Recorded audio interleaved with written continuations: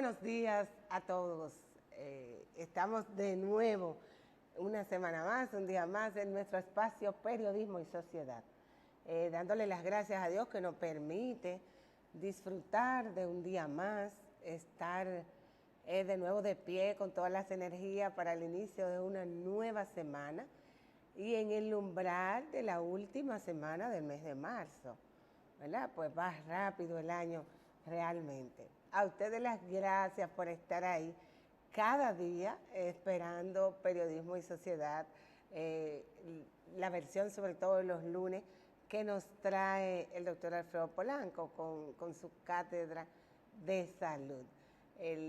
La semana amaneció hermosa, preciosa, ya está amaneciendo más temprano, inclusive si podemos notar, antes nos levantábamos y veíamos que estaba el ambiente oscuro, pues y ahora uno se levanta cuando uno sale, que va para su labor, uno piensa, se me hizo tarde por ver los niveles de claridad con que hay.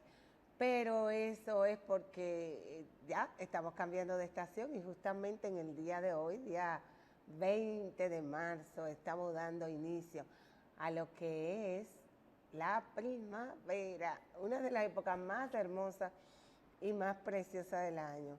La época de los colores, de las flores. A mí particularmente eso me llena de energía y me encanta. Yo espero que a todos ustedes y que Dios nos conceda a todos un buen inicio de semana. Yo les recuerdo a ustedes, como cada día, ¿verdad?, que estamos transmitiendo desde Cinevisión, canal 19, pero que usted para todo Estados Unidos puede localizarnos y vernos a través de Dominican Network, que estamos disponibles en todas las plataformas de las redes sociales. Usted puede buscar nuestro contenido en el Facebook de Andrés Matos, ¿verdad? En el Facebook de Isabel Acevedo. Usted puede darle seguimiento al contenido que traemos cada semana desde aquí, desde Periodismo y Sociedad. Nosotros le extendemos un saludito a los chicos, como cada día, ¿verdad?, que nos dan soporte y hacen posible que ustedes nos puedan ver. Y desde aquí también externamos un gran saludo y un fuerte abrazo al director de este espacio, ¿verdad? Ustedes no lo están viendo y hace un par de semanas no lo ven, pero ya se está por integrar. El señor Andrés Matos, cariñosamente Licho. Él estará por aquí. A partir de mañana ustedes dan seguimiento, ¿verdad? Porque la semana, en términos políticos, amaneció como un poco caliente en nuestro país. Pero nosotros, en nuestro espacio, como cada lunes, tenemos al doctor Alfredo Polanco. Vamos a darle entrada al doctor para saludarle. Buenos días, doctor. Buenos días, Isabel. Buenos días a todo nuestro público. Buenos días al señor Licho, que yo sé que posiblemente tiene tiempo y está viendo el programa, o si no, lo va a ver a través de las diversas plataformas, ya que aunque usted no lo vea ahora, pues posteriormente usted va a poder ver este programa. Bien, en el día de hoy tenemos un tema sumamente interesante y es debido a que vamos a tratar sobre lo que es la tuberculosis, una enfermedad infecciosa temida por muchos, respetada por otros. Hay muchos tabúes con esta enfermedad y precisamente vamos a conversar sobre ella y es debido a que este 24 de marzo, como todos los Marzo. días 24 de marzo, la Organización Mundial de la Salud conmemora lo que es el Día Internacional de la Tuberculosis. Y esto es debido a que en el año de 1882 el doctor Robert Koch descubre este bacilo que le pone su nombre, el bacilo de Koch o bacilo de la tuberculosis. Y es muy importante porque ustedes van a ver todo lo que vamos a comentar sobre ella, sobre lo que es la epidemiología, manifestaciones clínicas, el tratamiento. Pues bien, es una enfermedad, como dijimos anteriormente, infecto contagiosa. Es infecciosa, es contagiosa, es producida por una bacteria, un bacilo bastante fuerte llamado bacilo de Koch o bacilo ácido, alcohol resistente. Es una enfermedad que se contagia básicamente por la vía aérea. Cuando una persona infectada expulsa gotitas con este bacilo. Y hay que decir que en el año 2021 fallecieron a consecuencia del bacilo de Koch aproximadamente 1.6 millones de personas. O sea, es una enfermedad con una alta mortalidad, sobre todo cuando no se trata o no se trata a tiempo o se adquiere el bacilo resistente, ya que debido al mal uso, como hablamos la semana pasada, al mal uso, al abuso de los antibióticos, pues cada día tenemos más bacterias que son resistentes a los tratamientos. Y este es el caso del Doctor, bacilo perdón. de Koch. Sí. Usted acaba de decir qué cantidad de personas han fallecido, fallecieron ahora. Fallecieron en el 2021. Uno fue la segunda causa de muerte, fue la segunda causa de muerte por proceso infeccioso en el año 2021. Es De importante verdad, pero que yo pensé que estaba como, que habíamos trabajado, que estaba erradicado el término, el tema de la tuberculosis, porque como que en el día a día escuchamos poco hablar de lo que es la tuberculosis. sí, lo que precisamente en el del año 2018 al 2019 se avanzó bastante en el manejo, o sea, la prevención de la tuberculosis. Sin embargo, hay que recordar que en el año 2020, por cuestiones de la pandemia, pues muchas enfermedades fueron descuidadas, pues se le puso más Okay. ahínco, se le puso más atención a esta enfermedad nueva que fue la COVID-19. Pero siempre ha habido tuberculosis y es una enfermedad que básicamente hay estigmas sociales en esta, pues muchas personas lo ocultan, muchas personas cuando se habla de que le hacen el diagnóstico de que tiene tuberculosis, pues tratan de que no lo sepa su alrededor o que no lo sepa nadie. Eso es un problema, pero bueno, a cada quien hay que guardarle su secreto, en este caso, secreto médico. Bien, la tuberculosis, como dijimos, es una enfermedad que puede afectar a cualquier órgano de la economía humana. O sea, muchas veces cuando hablamos de tuberculosis, usted se enfoca en tuberculosis pulmonar. Y es Exacto. cierto, lo más frecuente es que esta enfermedad afecte las vías respiratorias, básicamente los pulmones. Sin embargo, podemos tener tuberculosis a nivel de los riñones, que es lo que se llama tuberculosis renal o tuberculosis de las vías urinarias. Podemos tener la tuberculosis miliar, podemos tener la tuberculosis del sistema nervioso central. O sea, un paciente puede tener una meningitis tuberculosa. Podemos tener tuberculosis ganglionar, puede afectar a la piel. Básicamente a quien no afecta es al pelo y las uñas, pero la tuberculosis puede Okay. afectar a cualquier órgano. ¿Para qué ocurre? Podemos adquirir el bacilo de la tuberculosis, pero ¿qué ocurre? La mayoría de las personas puede tener el bacilo de la tuberculosis latente, es decir, que no va a presentar la enfermedad. Y de hecho, revisando los datos de la Organización Mundial de la Salud, un 25% de la población mundial tiene el bacilo de la tuberculosis latente. Es decir, que Que lo tiene, la doctor, en el enfermedad. organismo sin presentar síntomas de la enfermedad.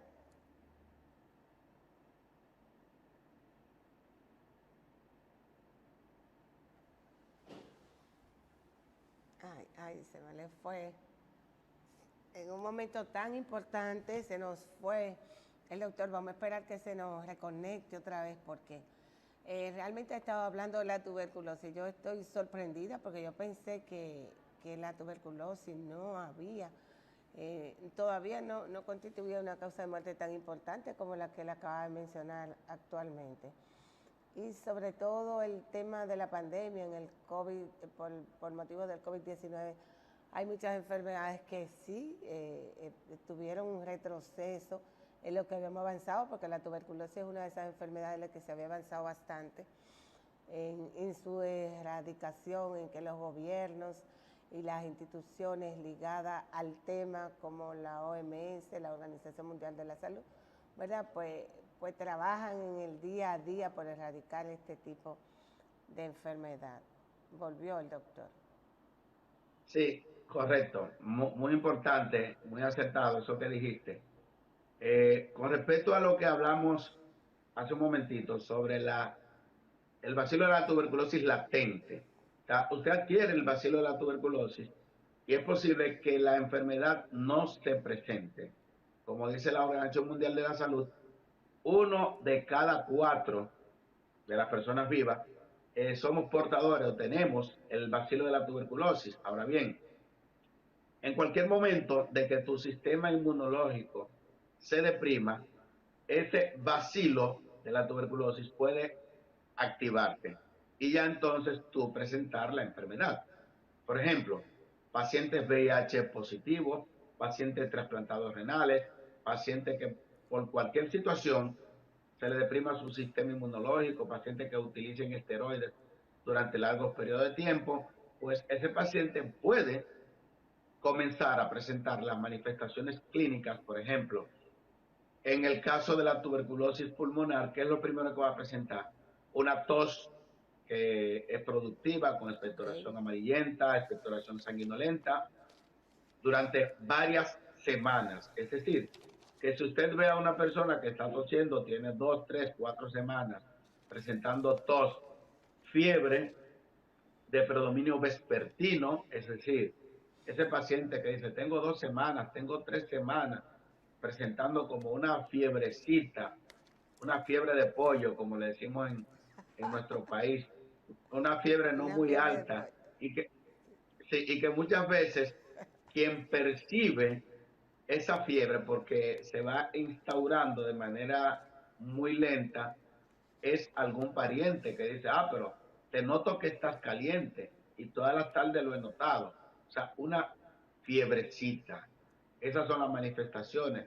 Luego, Doctor, posteriormente, doctor, esa fiebre, sí, usted acaba de decir, perdón, todas las tardes, ¿quiere decir que es cíclica en un horario en específico, la fiebre?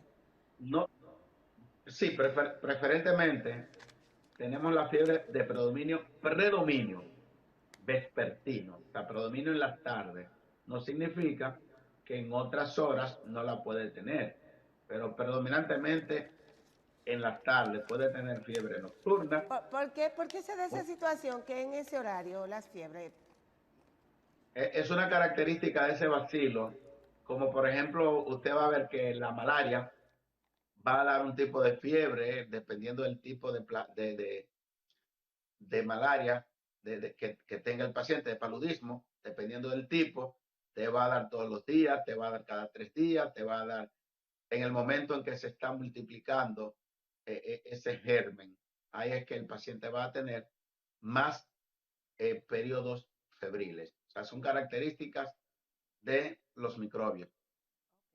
Bien, entonces, ese paciente luego va a presentar anorexia, es decir, falta de apetito, va a tener pérdida de peso y usted va a ver a un paciente caquético, un paciente que de repente se veía bien, entonces usted va a ver, pero tú estás perdiendo mucho peso, pero tú, o sea, el estado general del paciente va a cambiar.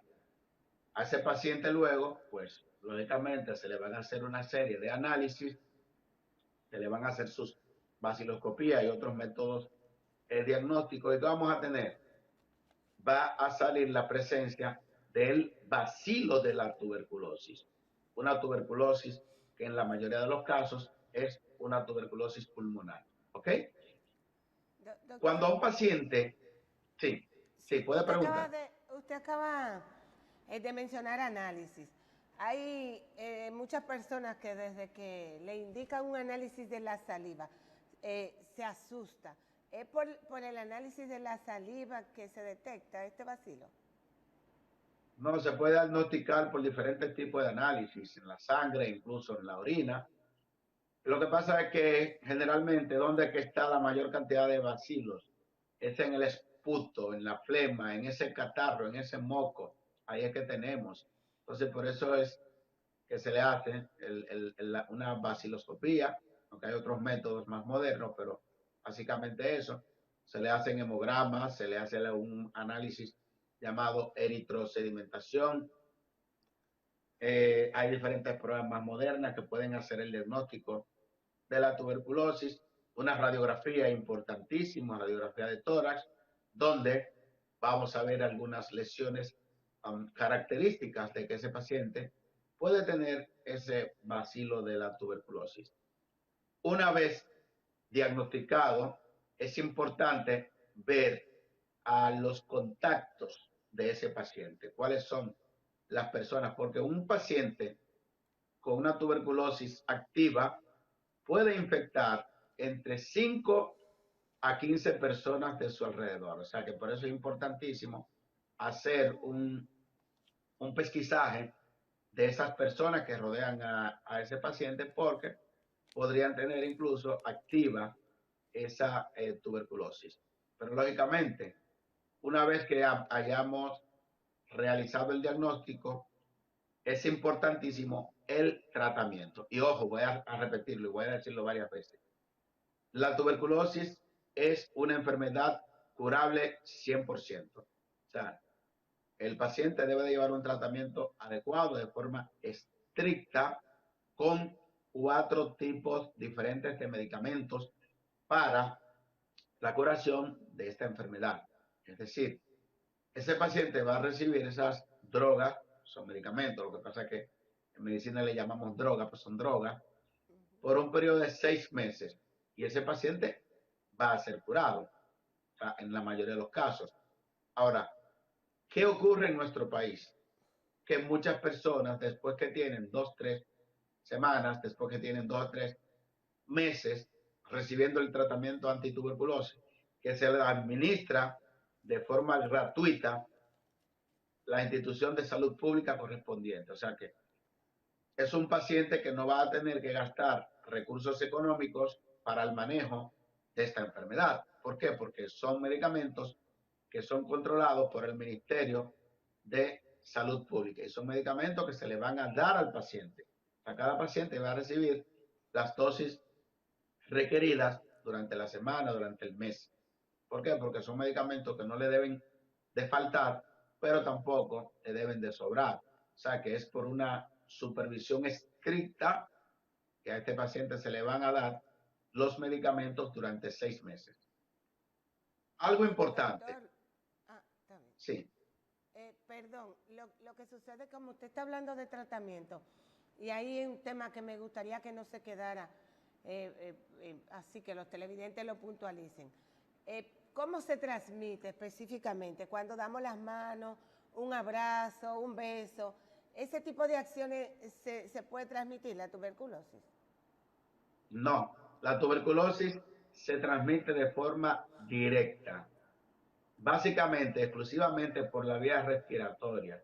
Cuando ese paciente que está infectado tose, expectora, estornuda, por ejemplo, sobre todo en áreas cerradas, básicamente. ¿Por qué? Porque la luz solar, los rayos ultravioleta, se encargan de destruir ese bacilo.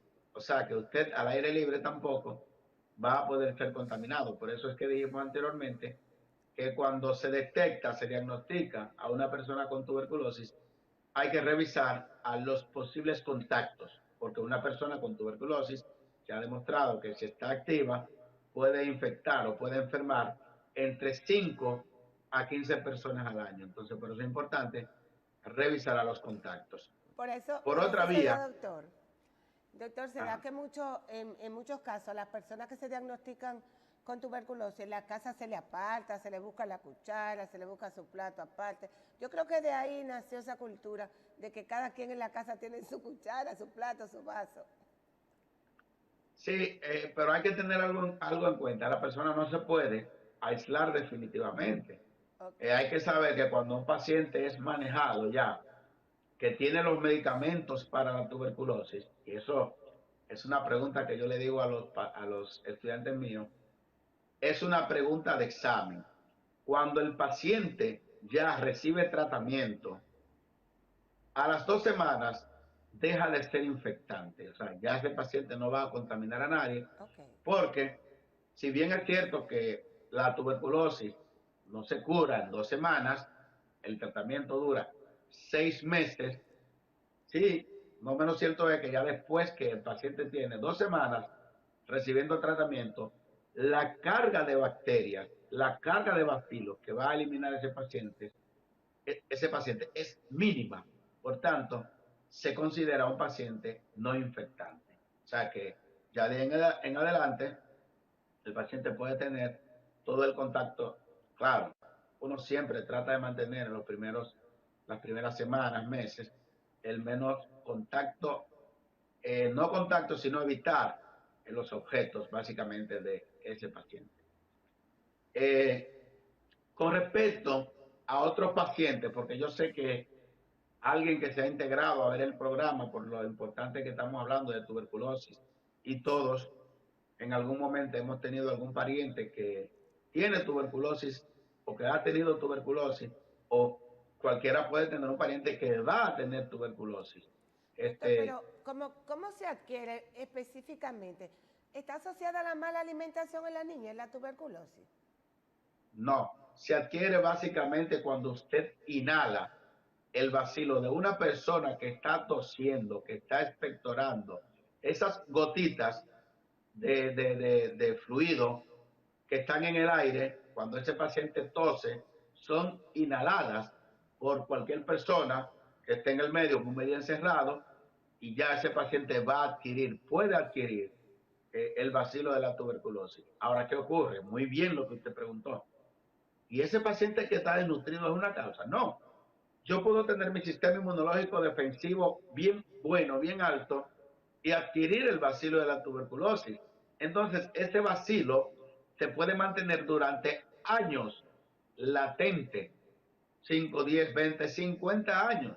Y entonces cuando de repente, cuando yo lo adquirí, cuando era niño, cuando tenía 5 años, tenía mi defensa bastante buena, no me dio la enfermedad, pero yo tengo el bacilo de la tuberculosis. Entonces, tengo 60 años, tengo 65 años, o sea, adquirí ese vacilo 60 años atrás, pero ahora, a la edad de 60 años, mi sistema inmunológico está muy deprimido, la debilidad del sistema inmunológico hace que este vacilo que estaba dormido e impedido de multiplicarse, se multiplique y se desarrolle en mí una tuberculosis activa. Entonces, por eso es que muchas personas se confunden a veces Lo asocian. buscando un contacto. ¿Y dónde fue que don Alfredo adquirió el bacilo de la tuberculosis? Si por esta área no hay nadie que tenga tuberculosis, la adquirió cuando tenía 5 años, señores. Entonces es importantísimo que nosotros como médicos sepamos eso, que muchas veces se nos olvida. O puede ser que, y por eso es importantísimo que las personas con tuberculosis siempre se les realicen las pruebas de VIH, porque está asociado al VIH. El VIH debilita nuestro sistema inmunológico, tengo el bacilo de la tuberculosis latente, y ese bacilo de la tuberculosis, cuando ya desarrolla la enfermedad, el SIDA, ese bacilo de la tuberculosis se va a activar y tengo una enfermedad activa. Pero ese bacilo yo no lo adquirí ahora, yo adquirí el virus del SIDA, y ese virus destruyó mi sistema inmunológico y ahora estoy con la tuberculosis. Y eso es lo que se llama ya el paciente con tuberculosis y VIH positivo, ya el paciente tiene SIDA. Entonces, eso es así. Doctor, pero, y entonces usted dijo que puede atacar diferentes órganos. ¿Qué determina que ataque los riñones, la boca, que ataque la piel, si el medio de contagio es el mismo? El medio de contagio es el mismo, el bacilo de la tuberculosis le gusta, le encanta la zona del cuerpo donde más aire haya, donde más aire, más alta concentración de oxígeno del cuerpo hay, es en los pulmones, sobre todo como nosotros decimos a los residentes, a los médicos nuevos, miren el pulmón derecho, ahí que vamos a buscar, en la parte de arriba, en el ápex del pulmón derecho, en el lóbulo superior del pulmón derecho, que es la zona del pulmón donde hay más aire, porque es una bacteria, es un bacilo aerobio estricto. El otro órgano donde hay mucho oxígeno es en los riñones. Por eso ustedes van a ver como tercer órgano, porque los ganglios linfáticos son el segundo órgano, vamos a tener a los riñones una tuberculosis renal. Entonces se va a manifestar por una infección de vía urinaria en la cual siempre va a haber sangre. El paciente tiene fiebre, malestar general por varios meses, le hacemos un examen de orina y vamos a encontrar datos que nos sugieren que el paciente tiene una tuberculosis de las vías urinarias. Que en este caso, ojo, muy buena la pregunta, ese paciente que tenga tuberculosis ganglionar, tuberculosis de las vías urinarias, ese paciente no es contagioso. ¿Por qué? Porque la única forma de contagiar a la tuberculosis es por la vía aérea. Yo lo adquiero por mi vía respiratoria y de ahí me puede afectar a cualquier órgano de la economía humana. O sea que esa es la situación del bacilo de la tuberculosis. Con respecto a los tratamientos que habíamos hablado, son 4 drogas, 4 pastillas diferentes que se le van a dar al paciente por un periodo de 6 meses. Ahora bien, hay pacientes que tienen lo que se llama una bacteria resistente. Un paciente que tuvo tuberculosis, fue tratado, pero el paciente nada más duró 2 meses, 3 meses de tratamiento. Él piensa que se curó, pero ¿qué sucede? Que ahora, un año después, 2 años después, 3 años, 5 años después, ese paciente comienza con la misma sintomatología, tos, dificultad respiratoria, fiebre y malestar general y pérdida de peso. Entonces, este paciente, en ese momento, se le hace un cultivo con sensibilidad para bacilo de Koch y vamos a encontrar que tiene una bacteria resistente. Entonces, ya a ese paciente hay que cambiarle el tratamiento inicial. El tratamiento que se le dio hace 5 años, completo, no le va a hacer efecto. Entonces, hay que utilizar otros medicamentos para el manejo y por un tiempo más prolongado, o sea, que puede ser un año, puede ser un año y 6 meses, etcétera. Aunque con el advenimiento del COVID se hicieron ensayos clínicos donde se vio que con un periodo de 9 meses a 12 meses, a muchos pacientes se les logró erradicar por completo el bacilo de la tuberculosis con los medicamentos de segunda línea. Entonces, muchas veces ese paciente es tan resistente, tiene un bacilo tan resistente que tendría que usar otro tipo de medicamentos ya de tercera línea. Entonces, por eso y por eso hablamos la semana pasada, de la resistencia microbiana. ¿Por qué? Antes del advenimiento de los antibióticos, todos los pacientes que tenían tuberculosis fallecían porque no había una cura. Bueno, pues si nosotros continuamos utilizando los antibióticos de manera indiscriminada, pues vamos a tener que para el 2050 la primera causa de muerte va a ser por la resistencia microbiana. Y este es un ejemplo. Por suerte, la mayoría de antibióticos que se utilizan para el manejo de la tuberculosis son de forma exclusiva para este tipo de infección, la mayoría. Aunque hay unos medicamentos que utilizamos con mucha frecuencia para las infecciones de vías urinarias, como son las quinolonas, que se utilizan para cualquier infección urinaria, que son medicamentos de segunda línea para el manejo de la tuberculosis en sus diferentes órganos. De manera que nosotros tenemos que estar... Perdón, déjenme sí. una preguntita. Usted acaba de decir que los medicamentos se adquieren, se le entregan de manera gratuita o sin copago a las personas. ¿A través de cuáles centros los adquiere esos medicamentos? Simplemente salud pública. Usted va a cualquier lugar de salud pública. En la República de Salud se consiguen. En la República de Salud y lo van a dirigir al área donde le corresponde.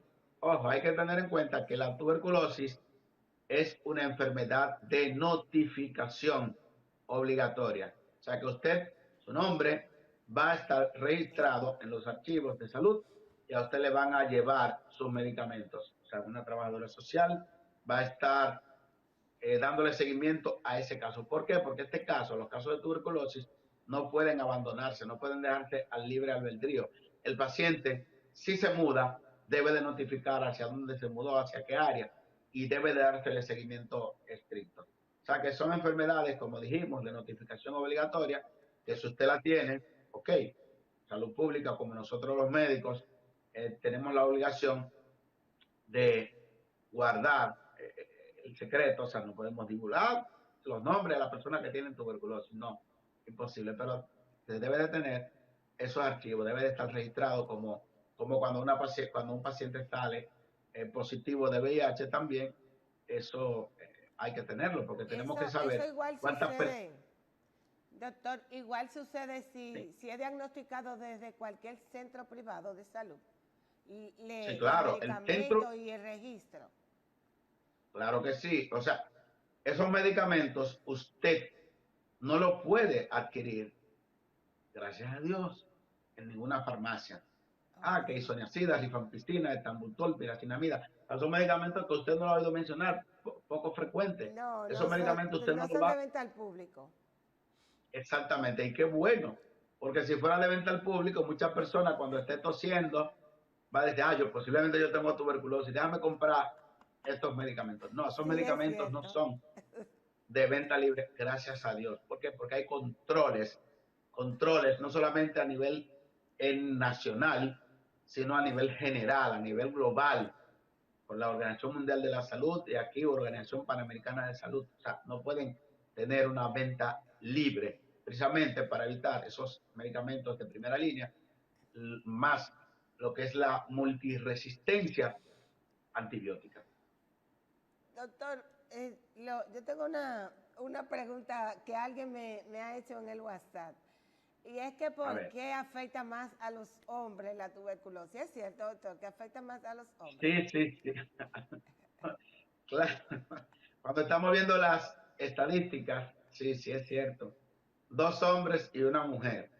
Eh, Todavía no se sabe la causa, pero epidemiológicamente sí. Estaba tratando de buscar ese dato de por qué no encontramos en ninguna parte.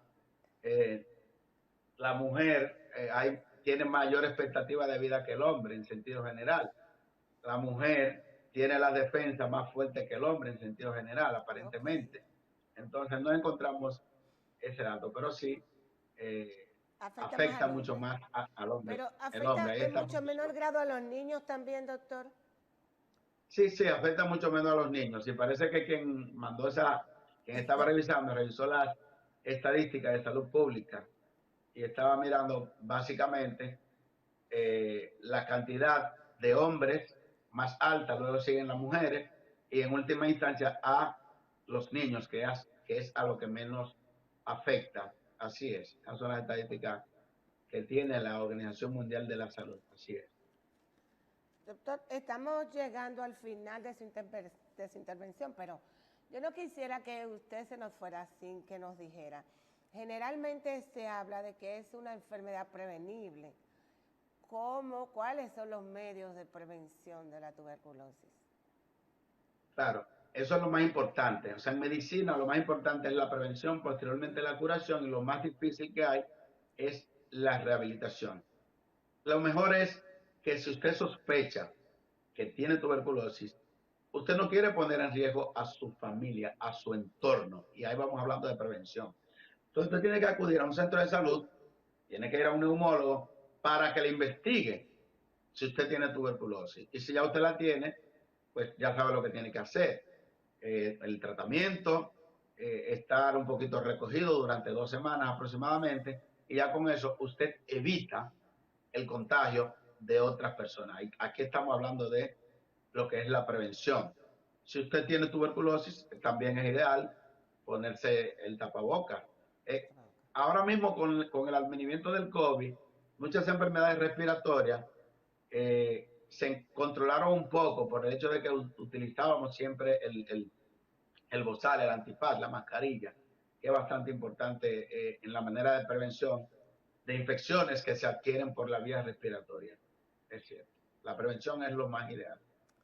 La vacuna, doctor, ¿existen vacunas que la prevengan para su prevención? Sí, pero esa vacuna, ¿En qué etapa de la vida? la vacuna, la BCG, Bacillus de Calmette Guerin, el BCG que a nosotros nos la pusieron, te protege, pero contra un tipo, mira, muy buena pregunta, contra un tipo específico de tuberculosis meningea, básicamente, una prevención. O sea, todos ustedes van a ver que tenemos, bueno, los que nacimos en mi época, tenemos esa marca en el deltoide, brazo derecho, izquierdo, etcétera, que nos ponían esta vacuna que previene contra un tipo muy Esa que deja letal. la marca, la que deja la marca es esa, la de la Esa que deja tuberculosis. la marca que yo la tengo, exactamente. Esa Yo vacuna también la tengo. te protege contra un tipo de tuberculosis que es muy agresiva, básicamente la tuberculosis meningea. Por eso es importante, nosotros todos, en nuestra época, nos pusimos esa vacuna, la BCG, bastante.